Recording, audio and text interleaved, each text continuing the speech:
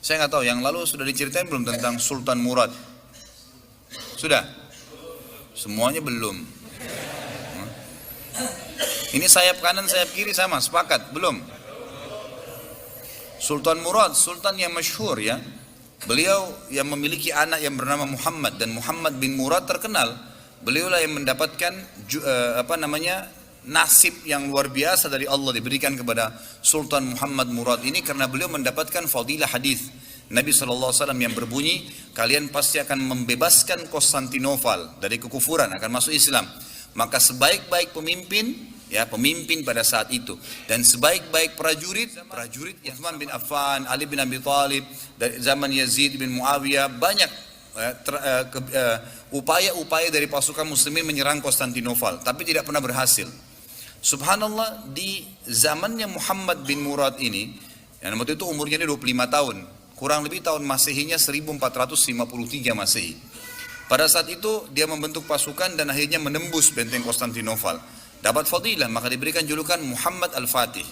Tapi bukan Muhammad bahasan kita, saya cuma tambahkan informasi itu. Ayahnya Sultan Murad.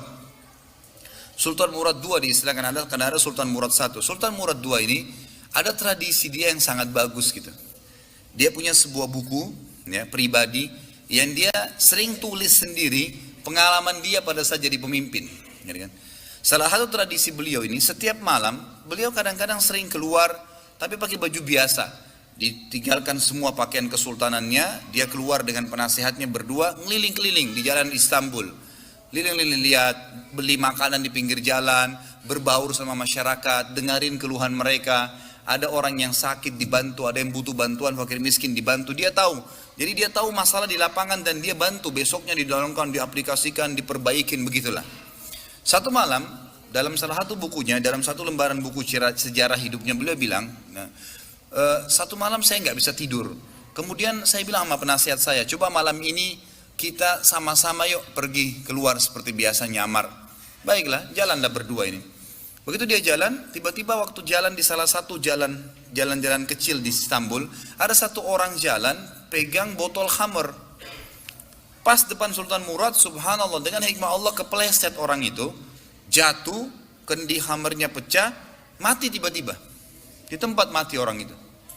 Waktu mati, biasanya kalau ada orang seperti ini jatuh tiba-tiba, umumnya kan banyak orang yang datang melihat ada apa keadaannya.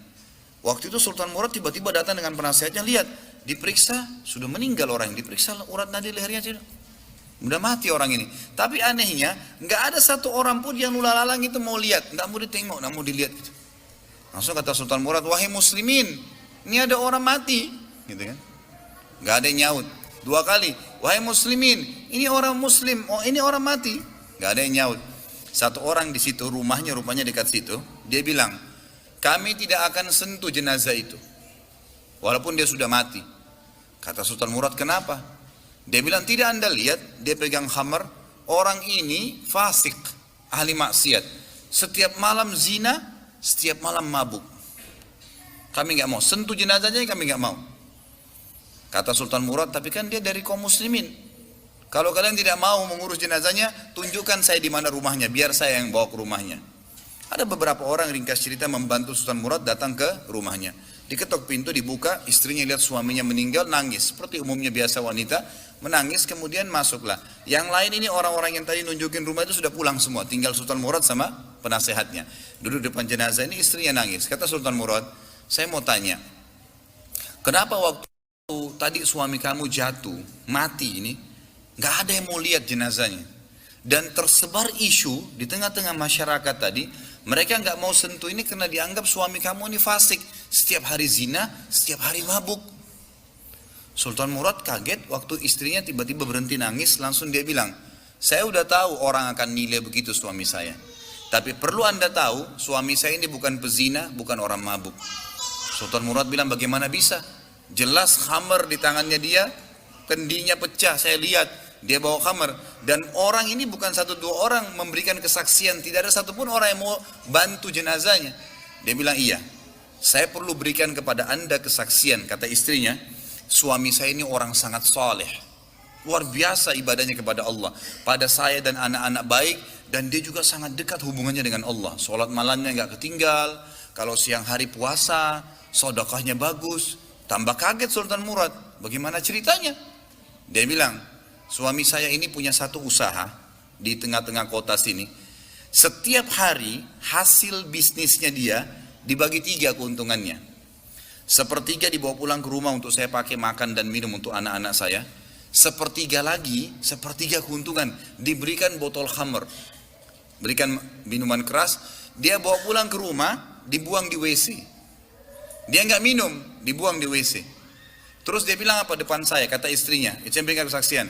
Setelah dia buang, dia bilang, segala puji bagi Allah, minimal membuat saya ya mengurangi orang muslim yang mabuk hari ini. Terus sepertiga lagi yang tersisa, dia datangi tempat perzinahan, lalu dia bilang sama yang punya tempat perzinahan, ini berapa orang wanita di sini pezina? 10 orang. Berapa bayarannya kalau perempuan 1 malam sampai besok pagi dibayar? Kata si tempat punya tempat sekian. Dikasih sama dia, sepertiga untungnya nih. 10 orang ini semua saya booking malam ini. Tutup tempat kalian. Ini sudah milik saya, sudah dapat uang kan? Gak ada perzinahan, tutup. Dia pulang ke rumahnya. Orang pikir waktu dia masuk ke kios khamr, beli khamr, dia minum. Orang pikir waktu dia masuk tempat zina, dia berzina.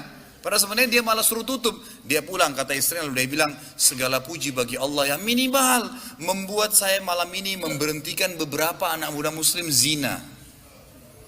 Bayangkan, pernah gak kita terfikir buat perbuatan begini? Tidak terlintas. Tapi karena kedekatannya dengan Allah, Allah bukakan dia jalan ibadah yang tidak masuk di akal kita gitu.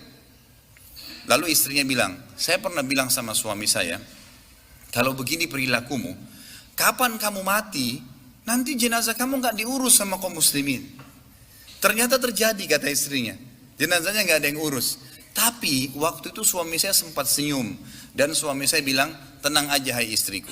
Kalau saya mati, yang sholati saya nanti khalifah, sultan, penasehatnya, dan juga seluruh ulama Istanbul.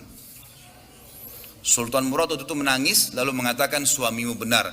Saya Sultan Murad, Khalifah Muslimin, saya akan urus jenazah suamimu. Saya akan, ini penasehat saya, kami akan sholati dan saya akan undang seluruh ulama di Istanbul untuk mensolatinya.